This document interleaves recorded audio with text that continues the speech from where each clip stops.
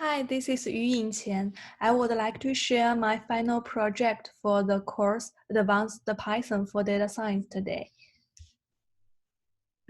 In my project, I applied a Dask data frame to process the large quantity of financial data. I also used the Django to visualize a 3D plot. Let's talk about some background of my project.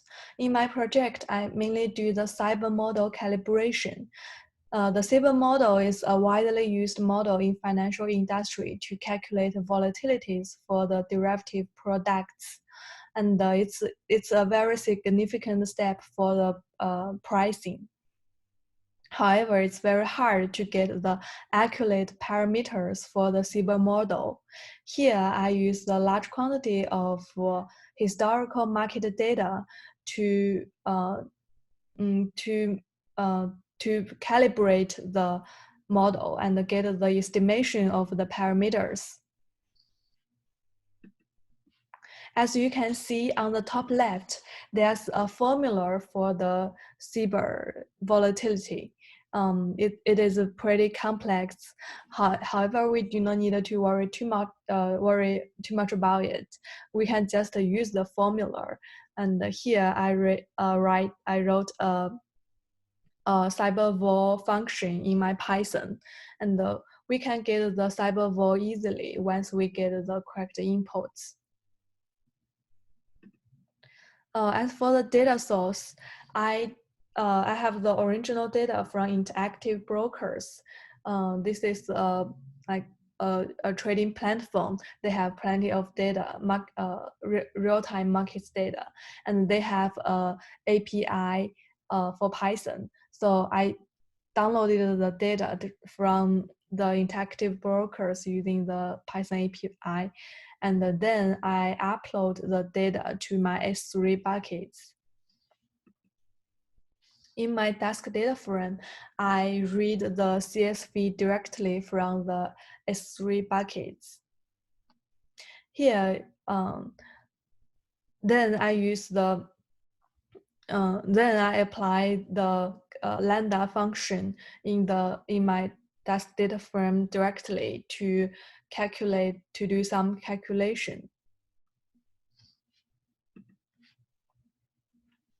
You can see on the top it's the original data. On the bottom it's the new like a new column of forward price and the market vol is I calculated based on the original data.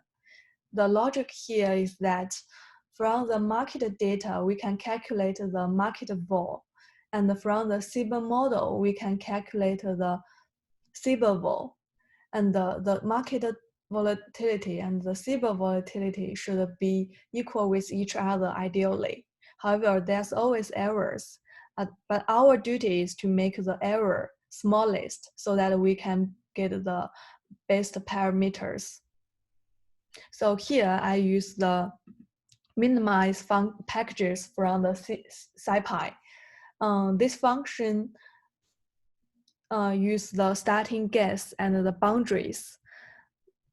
And the input is the function. The function called the SSE means the sum of squared error. Basically, it's just a function using the difference between my cyber vol and my market vol and square them. I put this function into the minimize package and with the starting guess and the boundaries. Then I can get the optimize the parameters set to make the sum of error smallest. Once I get these parameters, I can have my cyber volatility model work. So in the future, I can calculate the volatility before the markets so that I can get the better prediction of my price. I think it's pretty useful in the trading. Here I use the Dask because Dask data frame has a quicker calculation speed. And also another benefit is that when I add new CSVs into my S3 buckets, I do not need to change my code or to change my CSV files. I can read this. I can read multiple CSV file from just one read in the task. So it's very convenient to use Dask to process a large data sets. Once we have the parameters, I would like to do a visualization.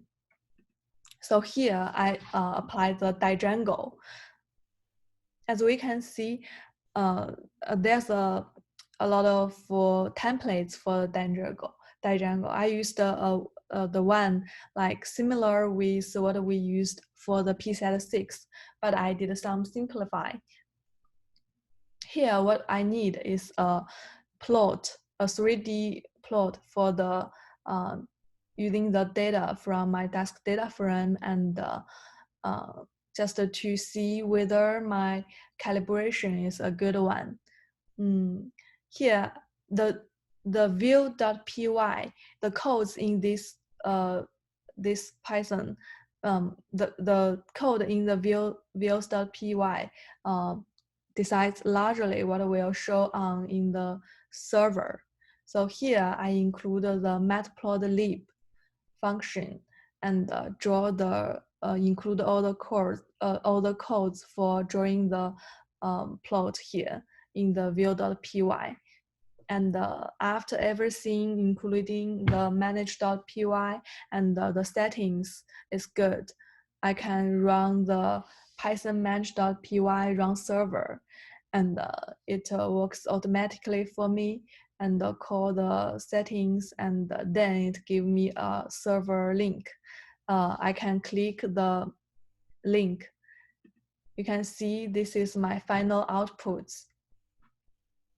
For this picture, the XY are strike and the time to maturity, and the day means the implied volatility and the cyber volatility.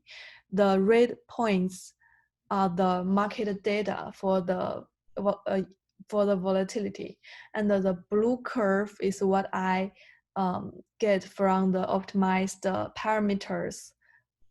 It's my predict cyber model.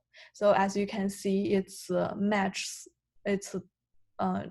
generally matches with each other. So that should be a good model. And for the server itself, you can also edit the templates so that I can include the title and my name as some customized features. Yes, thank you all. And if you have any questions regarding this project, please feel free to contact me at this email address.